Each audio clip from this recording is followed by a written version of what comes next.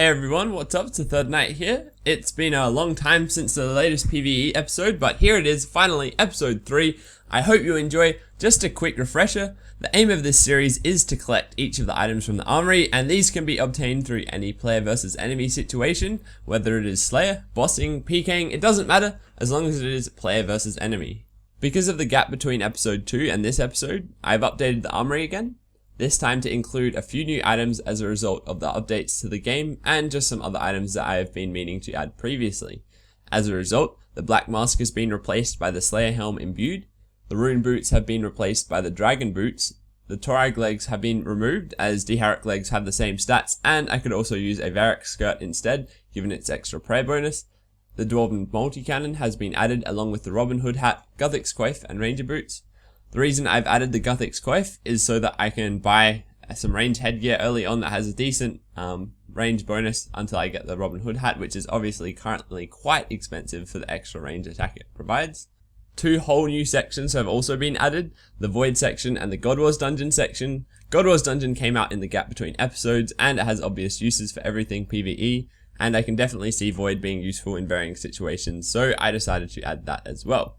The reason I have 3 God Swords on the list is the same reason I had the Guthix Coif. I would initially aim to get a Bandos God Sword and then sell that and work my way up to a Saradomin God Sword and eventually sell that and then eventually an Armadale God Sword.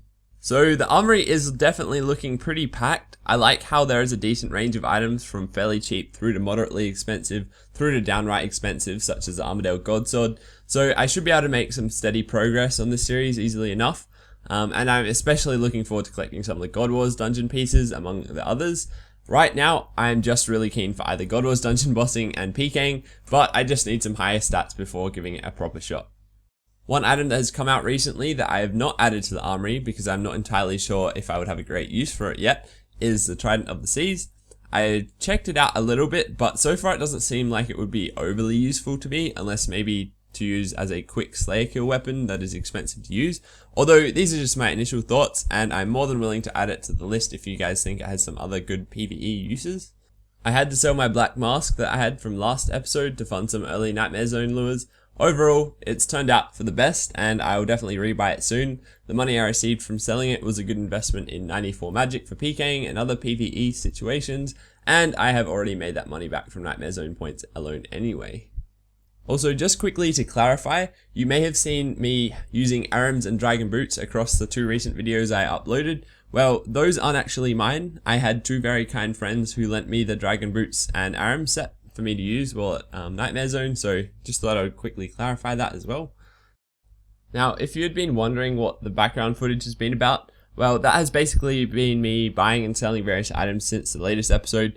Majority of the items I've been buying and selling have been from Nightmare Zone rewards and 4 leveling skills whilst I was going for Quest Cape. I ended up spending a fair bit on Quest Cape and on Nightmare Zone lures, but all in all, I think my net wealth hasn't really changed much.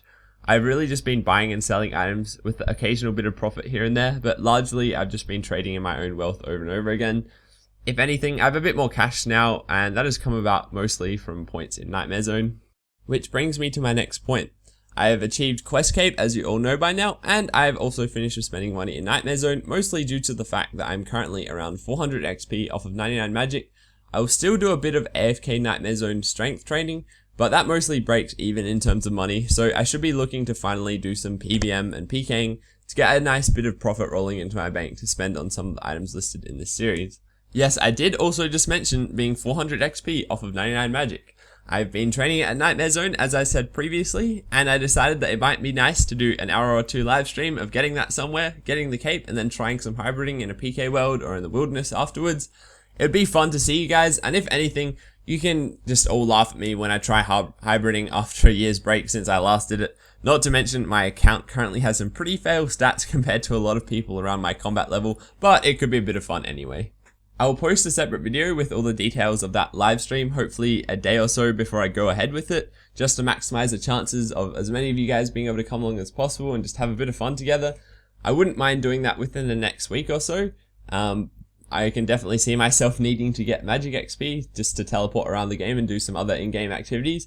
But I probably want to get 70 ranged first, so I can just use Black Dragon Hide if I do some hybriding after 99 magic, and maybe buy a bit of gear and train strength up a bit as well, just so that I have some slightly better stats for hybriding if I actually do that on stream.